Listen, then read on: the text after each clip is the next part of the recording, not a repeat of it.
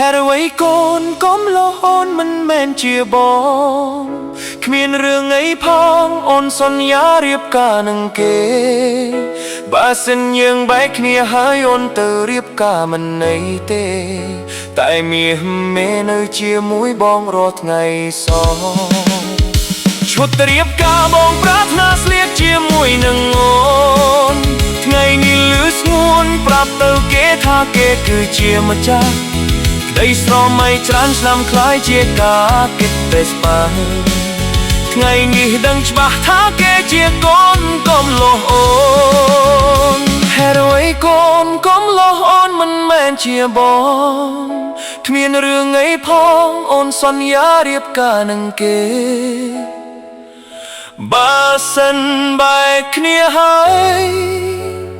អូនទៅរៀបការមិនអីទេតែនេះមីងមេនៅជាមួយបងរាល់ថ្ងៃសងចូលរៀបការបងប្រាថ្នាស្លៀកជាមួយនឹងអូ